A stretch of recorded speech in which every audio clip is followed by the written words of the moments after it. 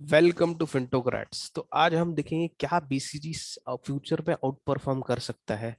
क्या बीसीजी में सही में अच्छी ग्रोथ कर सकता है आगे चल के। क्या बीसीजी मल्टीबैगर बन सकता है तो कैसे बनेगा। तो इसके भी जवाब है हमारे पास, तो चलिए देखते हैं। सो कोई भी स्टॉक में आप पहले इन्वेस्टमेंट करने से पहले कि उसकी सेक्टर की ग्रोथ देखनी चाहिए, ठीक है। सो बेसिकली बीसीजी का जो सेक्टर है वो एडटेक सेक्टर है, और एडटेक में बेसिकली प्रोग्रामेटिक एडवर्टाइजमेंट है, ठीक है। सो अगर हम डेटा पे ध्यान दें तो प्रोग्रामेटिक एडवर्टाइजमेंट ग्लोबली लगभग 30.2% सीएजीआर से ग्रोथ करने वाला है, और उसकी एस्टिमेटेड वैल्यू जो 2027 तक है वो है $649.6 बिलियन।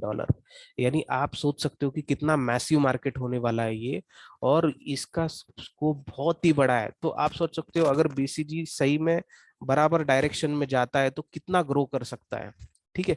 और नीचे आप देख सकते हैं कि कोई भी बिजनेस में एक 5 स्टेप होते हैं।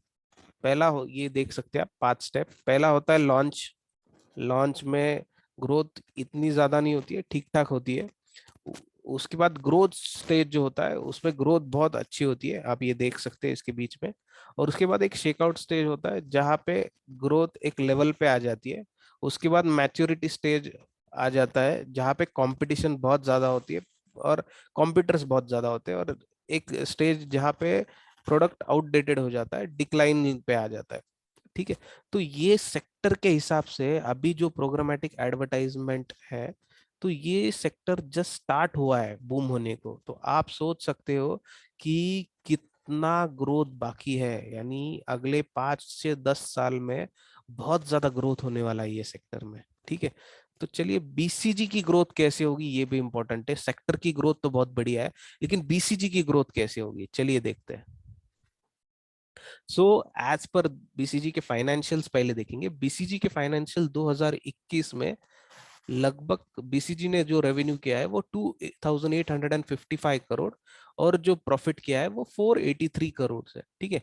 और वही रेवेन्यू 2022 में बीसीजी का लगभग 5019 करोड़ है, और जो प्रॉफिट है 912 करोड़, जो लगभग 2021 से डबल है। आप सोच सकते हो कितनी मैसिव ग्रोथ की है कंपनी ने, ठीक है। 2023 में 7100 करोड़ ये प्रोजेक्टेड है, यानी 7000 से 7500 करोड़ के बीच में उसका रेवेन्यू हो सकता है, और 1100 से 1500 करोड़ के बीच में उसका प्रॉफिट हो सकता है। तो हमने मिड टर्म पकड़ा है, 1300 करोड़ उसका प्रॉफिट हो सकता है। यानी आप सोच सकते हो कि कितनी मैसिव ग्रोथ है, ठीक है, बीसीजी में। चलिए ये ग्रोथ इंटैक्ट रहने के लिए और क्या क्या क्या करना पड़ेगा बीसीजी को कि वो फ्यूचर मल्टीबैगर बन सके, चलिए देखते हैं। पहला तो है बीसीजी का कॉर्पोरेट गवर्नेंस। अभी जो पिछले साल देखा गया वो बहुत ही पुअर था, बहुत ही खराब था। तो वो अगर सुधरना है बीसीजी को तो क्या क्या करना पड़ेगा पहले वो देखेंगे। चलिए BCG need to be more transparent, यानी बीसीजी को ट्रांसपेरेंसी बहुत ज्यादा रखनी पड़ेगी। बेसिकली बीसी जो जो ऑडिटेड रिजल्ट्स जो लाता है एनुअल के, तो उसमें कुछ कुछ जो सब्सिडरीज है वो ऑडिटेड नहीं है। तो वो सब्सिडीज के ऑडिटेड फाइनेंशियल्स अगर आते हैं सबके, तो बेसिकली ये बूस्ट करेगा स्टेक होल्डर्स के कॉन्फिडेंस को। और बीसीजी का सेम जो ग्रोथ फाइनेंस ये ग्रोथ बिजनेस में हो रहा है वो सेम स्टॉक पे रिफ्लेक्ट करेगा, स्टॉक प्राइस पे रिफ्लेक्ट करेगा, ठीक है। तो ये होना बहुत, ये बीसीजी के सब्सिडरीज है, और ये हर एक के अगर सब्सिडरीज के ऑडिटेड रिजल्ट्स बीसीजी अगर लाता है तो बहुत ही बढ़िया हो जाएगा, ये स्टेक होल्डर्स का कॉन्फिडेंस बूस्ट करेगा। ध्यान में रखिए ये सबसे पहली स्टेप बीसीजी ने करनी चाहिए। सेकंड है ट्रेड रिसीवेबल्स। ट्रेड रिसीवेबल्स में हम बात कर चुके हैं पहले भी, आप चाहिए तो लिंक ऊपर डिस्क्रिप्शन में दी चुकी है, वो बिजनेस मॉडल देख सकते हो आप। सो बेसिकली ये देखा जाए कि ट्रेड डेस्क का जो रेवेन्यू है वो 1196 यूएस मिलियन डॉलर है, और बीसीजी का 2856 रुपीज है, ठीक है। लेकिन रेवेन्यू के मुकाबले रिसीवेबल्स डबल है, किसके, ट्रेड डेस्क के। और रेवेन्यू के मुकाबले रिसीवेबल्स 50% पे है बीसीजी के। यानी आप एक देख सकते हो कि ये सेक्टर ही ऐसा है जहां पे रिसीवेबल्स बहुत ज्यादा है। अगर आपको सेक्टर के बिजनेस के बारे में समझना है तो आप हमने जो पहले वीडियो बीसीजी पे बनाया उस लिंक डिस्क्रिप्शन में वो देख सकते हैं। ठीक है। सो हमको बेसिकली अगर सेक्टरी रिसीवेबल्स, ये सेक्टर में ही रिसीवेबल्स ज्यादा है, तो हम इसमें क्या देखना चाहिए हमें, तो हमें ये देखना चाहिए कि कहीं वो रिसीवेबल्स डिफॉल्ट तो नहीं हो रहे। ठीक है। डिफॉल्ट रेट कहीं ज्यादा नहीं है ना।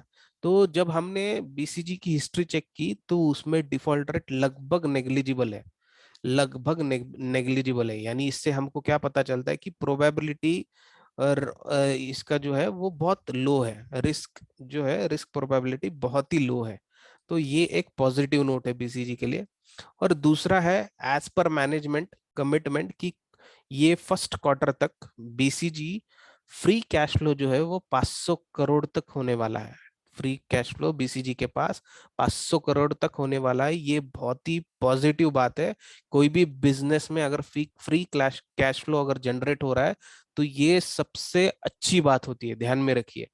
क्योंकि ट्रेड डेस्क के पास भले ही रिसीवेबल ज्यादा हो लेकिन उसके पास फ्री कैश फ्लो लगभग 1000 करोड़ है। ठीक है। और बीसीजी अभी जनरेशन स्टार्ट किया है फ्री कैश फ्लो का। सो ये फर्स्ट क्वार्टर तक हमको 500 करोड़ का फ्री कैश फ्लो देखने मिल सकता है। ये बहुत ही पॉजिटिव बात होगी कोई भी बिजनेस के लिए। तीसरा है फॉरेंसिक ऑडिट इशू। अभी फॉरेंसिक ऑडिट इशू बहुत ही इंपॉर्टेंट है क्या है, लेकिन अगर बीसीजी ये साल के रिजल्ट्स जो सब्सिडरीज है सभी ऑडिटेड लाता है और जो ग्रोथ उन्होंने प्रोजेक्शंस दिखा है उसके हिसाब से अगर बीसीजी के रिजल्ट्स आते हैं तो डेफिनेटली बीसीजी पे फॉरेंसिक ऑडिट इम्पैक्ट इतना ज्यादा नहीं रहेगा। क्योंकि अगर बीसीजी ग्रोथ इंटैक्ट रखता है और जो प्रोजेक्ट किया है उसके हिसाब से रिजल्ट आते हैं और सब्सिडरीज के हर एक सब्सिडरीज के ऑडिटेड रिजल्ट्स आते हैं, तो डेफिनेटली स्टेक होल्डर्स का कॉन्फिडेंस और भी ज्यादा बूस्ट हो जाएगा। और भले ही फॉरेंसिक ऑडिट में कुछ माइनर फॉल्ट्स निकले तो उसका इम्पैक्ट आपको ज्यादा देखने को नहीं मिलेगा। ठीक है।